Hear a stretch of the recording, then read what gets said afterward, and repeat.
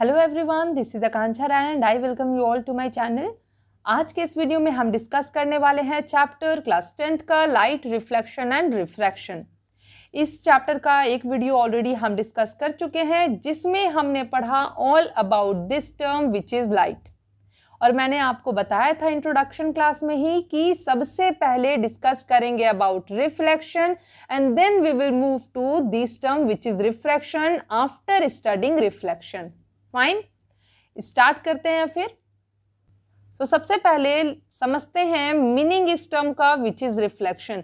तो रिफ्लेक्शन का मीनिंग क्या होता है, इसको समझने के लिए सबसे पहले मैं आपको बोलूंगी टू कंसिडर एन एग्जाम्पल। ये अगर वॉल है, ठीक है, तो आप क्या करेंगे, इस वॉल पे एक बॉल थ्रो करेंगे, क्लियर।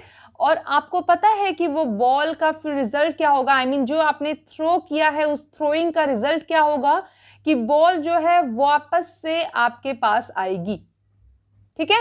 तो यहां पर क्या हुआ, जो बॉल है वो वॉल पे टकराकर वापस से आपके हाथ में आती है। और इस जो ये प्रोसेस हुआ, जो हमें दिखा, ये फिनोमेना हुआ, इसको हम कहते हैं बाउंसिंग बैक। आप वर्ड भी यूज करते हो ना, बाउंस करके आ गया, तो इसे हम कह रहे हैं बाउंसिंग बैक। तो यहां पर तो मैंने आपको एग्जाम्पल बोला कंसिडर करने के लिए एक बॉल का, बट अगर यही फिनोमेना, यही प्रोसेस लाइट के टर्म में हम पढ़े कि क्या है, लाइट है कोई, वो किसी सरफेस से जाकर टकराती है और फिर वो टकरा कर वापस आती है, तो इस ही फिनोमेना को हम कहते हैं रिफ्लेक्शन। तो बहुत आसान है रिफ्लेक्शन को समझना। किसी भी सरफेस पे अगर लाइट रे क्या कर रहा है, फॉल कर रहा है, तो वो क्या होगा, उस सरफेस से रिफ्लेक्ट बैक होगा, क्लियर। अब क्या होता है रूल इस रिफ्लेक्शन का, कौन कौन से पॉइंट्स आते हैं इसके विद इन, हम उन पॉइंट्स को देखते हैं। तो सबसे पहले बात करते हैं हम रिफ्लेक्शन के डेफिनेशन की। तो क्या है ये, it is a phenomenon of bouncing back of light. अगर लाइट फॉल कर रहा है किसी सरफेस पे, मान लो ये बुक है आपकी, ठीक है, बुक है, कोई भी बुक आपकी फेवरेट बुक है, और इस पे लाइट फॉल करता है, तो ये लाइट क्या होगा, बाउंस बैक होगा, टकरा के वापस आएगा। और यहां पर कंडीशन क्या है, इन द सेम मीडियम। अभी आप लोग तुरंत मीडियम का मीनिंग समझ जाओगे अगर आपने लास्ट क्लास देखी है। नहीं देखी है तो प्लीज देख लीजिए, क्योंकि कुछ सारे जो बेसिक टर्म थे मैंने उसमें बताया है। तो यहां पर सेम मीडियम का मतलब कि ये जो हम लाइट रिफ्लेक्शन हो रहा है इस बुक पे, वो एयर मीडियम में हो रहा है, हम देख सकते हैं।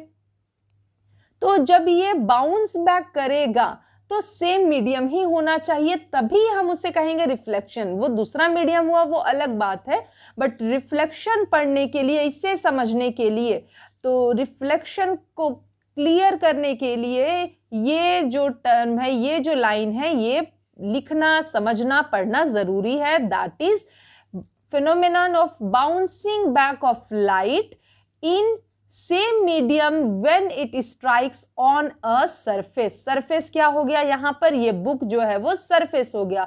अगर आप बॉल का एग्जांपल लो तो उसको भी क्या चाहिए, सरफेस चाहिए, वो बाउंस बैक होगा वहां से, ठीक है। तो यहां पर जब लाइट किसी सरफेस पे स्ट्राइक करेगी तो वो क्या हो जाएगी, बाउंस बैक हो जाएगी, ठीक है। यहां पर हमें पढ़ना है एक important topic which is laws of reflection. मतलब जो रिफ्लेक्शन हमने पढ़ा कि ओके बाउंस बैक हो रहा है, वो कैसे होता है, ये पॉइंट हमें पढ़ना है लॉज ऑफ रिफ्लेक्शन में। तो यहां पर एग्जाम्पल अगर हम ले मिरर का, ठीक है, मिरर में हमें टाइप्स पढ़ने हैं मिरर के, हम पढ़ेंगे, बट फॉर नाउ अगर मैं बात करूं प्लेन मिरर की, क्योंकि आपके लिए ये समझना आसान है, जो नॉर्मली हम घर पे शीशा यूज करते हैं उसी का एग्जांपल ले रही हूं मैं। तो पहले तो मिरर क्या होता है, तो मिरर जो है वो बना होता है ग्लास का। Mirror is made up of what, glass. और ग्लास, अगर ये शीशा है आपके घर का ही, तो आप देखते हो कि शीशे के एक साइड में अगर मैं इसको 3D बनाना चाहूं तो बन जाए तो अच्छी बात है, नहीं बन जाए तो आप समझ लेना। तो ये जो पीछे का पार्ट होता है शीशे का, वो पॉलिश्ड होता है। क्लियर? क्या होता है? पॉलिश्ड होता है। आप घर के भी शीशे को देख लो, पीछे से कवरिंग होती है, ऑल्दो आप लकड़ी की कवरिंग देखोगे, प्लास्टिक की कवरिंग देखोगे, बट उसके वो प्रोटेक्शन के लिए होता है। और पॉलिश्ड किस चीज से होता है कोई भी शीशा? वो होता है सिल्वर से। ठीक है, तो सिल्वर की पॉलिशिंग होती है। क्यों? क्योंकि सिल्वर बहुत हेल्प करता है लाइट के रिफ्लेक्शन में। वो क्या करेगा, मान लो कि कोई लाइट जो है वो फॉल करती है इस मिरर पे, आपके घर के शीशे पे, बस आपको और ज्यादा परेशान नहीं होना। तो सिल्वर वो क्या करता है, एकदम से लाइट को ना जाने नहीं देता यहां से आर पार, बिल्कुल नहीं। उसका क्या काम है, वो वॉचमैन की तरह काम करता है, बोलता है नहीं नहीं नहीं, सारे लाइट वापस जाओ, जितने आए हो ना सब सब वापस जाओ, मैं किसी को मैं अलाउ करूंगा ही नहीं कि वो पास करे। थोड़ा क्लियर कर दूं मैं अगर ये डायग्राम, तो ये अगर प्लेन मिरर हो गया, मैंने बताया कि इसके बैक में क्या होगी, पूरी सिल्वर की पॉलिशिंग होगी। मैं पूरा ही बना सकती हूँ, बट फिर क्या होगा, चीजों को आप समझना ना मुश्किल हो, इसलिए थोड़ा कमी बना रही हूँ। तो ये आगे का मान लो कि क्या है, आपका शीशा है, आप यहीं पर सामने में खड़े हो। ठीक, तो यहाँ पर जितनी लाइट फॉल करेगी, किसी भी लाइट को जो ये सिल्वर कोटिंग है ना, ये वाली जो कोटिंग मैंने बनाई है, लो डिजाइन डिजाइन डिजाइन, ठीक है, ये अलाउ नहीं करेगी, सबको बोलेगी क्या, वापस जाओ वापस जाओ। ठीक है, तो ये काम होता है पॉलिशिंग का। फाइन, तो यहां पर ये समझ में आ गया। अब यहां पर देखो कि कोई अगर सरफेस है, सरफेस क्या, कोई रिफ्लेक्टिंग सरफेस है। अगर ये प्लेन मिरर ही आपने शीशा ये रख दिया, ठीक, इधर मैंने ये बनाया, इसका मतलब हमेशा होता है क्या कि ये है पॉलिश्ड सरफेस। हमेशा जब भी आप देखोगे ना, तो इसको पॉलिश्ड सरफेस दिखाने के लिए ऐसे डिजाइन में बनाते हैं। किसी का मन नहीं करता अलग से डिजाइनिंग करने का, खूबसूरती दिखाने का, नहीं नहीं, ये पॉलिश्ड सरफेस दिखाने के लिए हम ऐसा बनाते हैं। अब इस पॉलिश सरफेस पे आ रहा है लाइट रे। मैंने बताया ना कि ये लाइट रे जो है हम सिंगल बनाते हैं ताकि पढ़ना आसान रहे हमारे लिए। और इतना टेढ़ा मेढ़ा इसको नहीं बनना चाहिए था, थोड़ा सीधा ही, लेकिन ठीक है कोई बात नहीं। यहाँ पर स्केल तो यूज नहीं कर रही हूं मैं, तो ये मैंने बना दिया एक रे ऑफ लाइट। अब मैं इसका डायरेक्शन दिखा दे रही हूं, क्लियर है? मैंने बताया था रे डायरेक्शन दिखाता है, एरो बनाना जरूरी है। तो ये लाइट जो है वो फॉल कर रही है इस सरफेस पे। ठीक है, तो मैंने बताया कि क्या होता है, ये जो पॉलिश्ड सरफेस है ये तो भाई इस लाइट को इधर नहीं आने देगा। Getting my point? ओके, इधर नहीं आने देगा, बिल्कुल नहीं। तो ये जो मैंने बनाया है ये नहीं आने देगा, तो इसको कर देते हैं गायब। ओके, क्लियर हो गया ये? तो ये नहीं आने देगा, तो फिर ये जो लाइट रे आई इसका क्या होगा, ये बाउंस बैक होगा। अभी अभी मैंने बताया, तो ये बाउंस बैक हो जाएगा। अब मैंने इसको इतने ही डिजाइन में इधर ही क्यों बनाया मैम? इसे तो हम लोग कहीं भी बना सकते हैं। हम इसे अगर मैंने ऐसे बना दिया तो क्या हो जाएगा, मैंने ऐसे बना दिया तो क्या हो जाएगा। तो बता रही हूं कि अगर वैसे बनाया, जैसे भी बनाया, क्या होगा, किस तरह बनाया जाता है, ये चीज हमें मेन देखनी है। तो सी, यहां पर जब लाइट फॉल कर रही है एट दिस पॉइंट, इसे हम कहते हैं पॉइंट ऑफ इंसिडेंस। और जो ये रे आ रही है, यहाँ पर 3 कलर हो गए, बड़ा सुंदर लग रहा है नहीं, ये रे आ रही है, इसको हम कहते हैं इंसिडेंट रे। रे है ना, और आ रही है तो हम इसे क्या कह रहे हैं, इंसिडेंट रे। तो इंसिडेंट रे जिस पॉइंट पे फॉल की, इसे हम कहते हैं पॉइंट ऑफ इंसिडेंस। यहां हम बनाएंगे एक नॉर्मल, अभी सीधा होगा, ठीक है, सीधा ये पूरा। अब आपको नॉर्मल कोई नई चीज नहीं है आपके लिए समझने के लिए। आपको पता है कि किसी सरफेस से हम जब परपेंडिकुलर ड्रॉ कर रहे हैं तो वो क्या हो गया, नॉर्मल। तो यहां पर यू कैन सी कि इस नॉर्मल के साथ जो ये इंसिडेंट रे है, इसने बनाया है एक एंगल। क्लियर? तो ये होता है angle of incidence. Incident ray है, पर जब हम एंगल की बात करते हैं तो इट बिकम इंसिडेंस।